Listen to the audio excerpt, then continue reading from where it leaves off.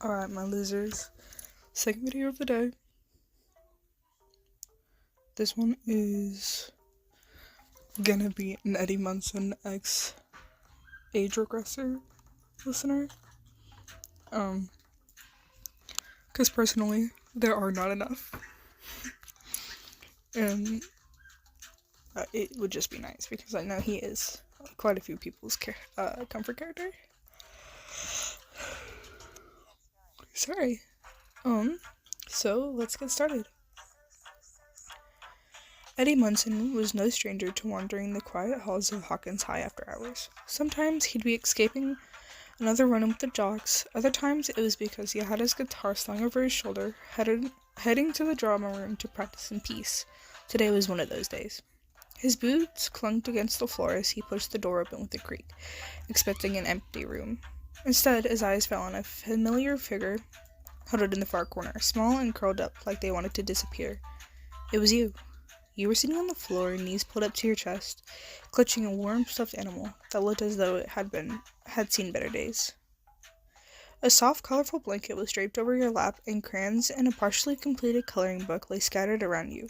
Your fingers trembled slightly as you drew shaky lines across the page, the effort to stay inside the lines hindered by your frayed nerves. A plastic sippy cup filled with juice sat beside you, and a small pile of animal crackers was arranged neatly on a napkin. Eddie frowned, stepping inside and letting the door close softly behind him. He'd seen you around, quiet, kind, keeping mostly to yourself.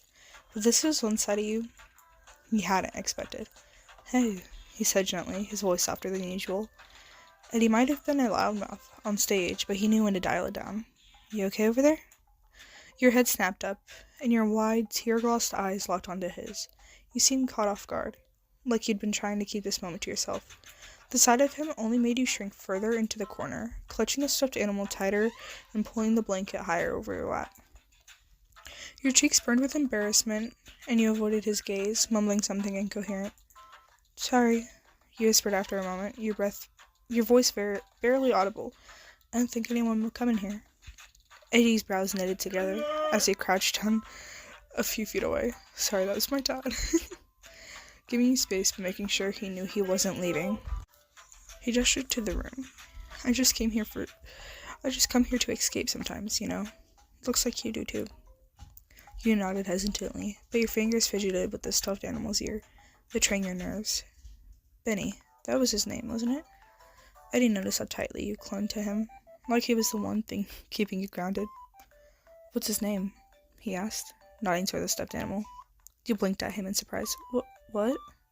"The little guy in your arms. What's his name?" Eddie's tone was calm and curious, like he was asking about a song you liked, not a toy you were hugging. "Benny," you mumbled, cheeks flushing. You expected him to laugh, to make some joke about how childish that sounded. Instead, Eddie smiled, his expression warm and genuine. "Benny, huh? Solid name. He looks like it, Benny. Very distinguished." A small, involuntary giggle escaped your lips, and Eddie's grin widened like he'd just won a prize. He eased himself into a seated position, crossing his legs and leaning back on his palms. His eyes briefly scanned the coloring book, crayons, and the other details around you. The sippy cup, the crackers. He could tell this wasn't you just having a bad day. This was something deeper. "So, you've got yourself a little art project going, huh?" he said. "What are you working on? Masterpiece in the making?" You hesitated, glancing at the page you'd been coloring. It was a whimsical drawing of a castle surrounded by flowers, half filled with bright purples and greens. The colors were vibrant, but uneven, evidence of shaky hands and a restless mind. "Just coloring," you mumbled. "It helps me feel calm." Eddie nodded slowly, his curls bouncing with the movement. "Yeah, I get that. The world can be a piece of work, huh?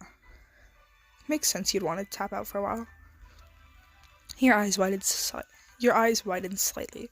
You don't think it's weird?" "Weird?" Eddie scoffed, throwing his arms out dramatically. "Have you met me? I'm the reigning champion of weird at Hawkins High. This," he pointed to Benny, the blanket, and the coloring book, "this isn't weird.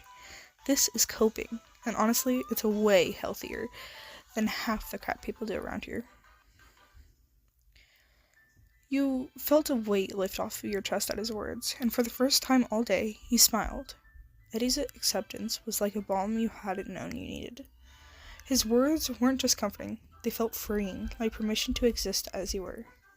"Thanks, Eddie," you said softly, pulling the blanket tight around your shoulders.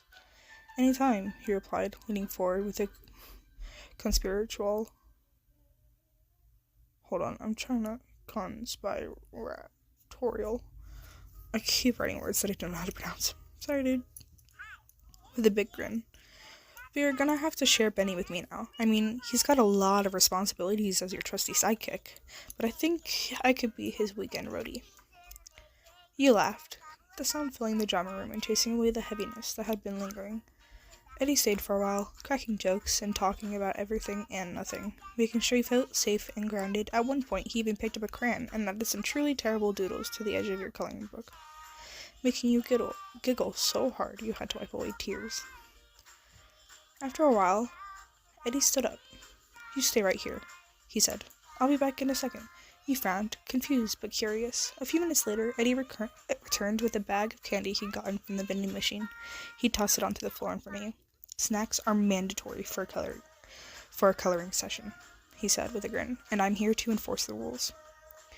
The two of you shared the candy, laughing as Eddie tried to color alongside you. He'd hummed songs under his breath, telling you about the latest campaign he'd planned for Hellfire Club. When the conversation lulled, he never made it awkward. He'd just sit there, letting you be exactly who you needed to be in that moment. By the time you left the drama room, Benny in hand and the blanket draped over your shoulders, you felt lighter. Eddie had walked you to your locker, cracking jokes the whole way. As you turned to thank him one last time, he leaned against the wall, arms crossed, his grin still intact. "Don't sweat it, kid," he said. "The drama room's our spot now. Anytime you need it, I'll be here. Benny's an honorary Hellfire Club now, by the way." You couldn't stop smiling as you walked away. Eddie Munson might be the town misfit, but he had the biggest heart of anyone you'd ever met. And maybe, just maybe, you'd found someone who can make even the hardest days a little brighter. So yeah. I hope you guys liked that one too. I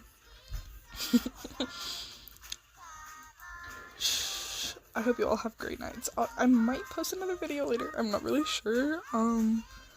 But I hope you guys really enjoyed this one, and I hope it helps some of you. But I love you, my losers, and I shall see you in my next video. Bye.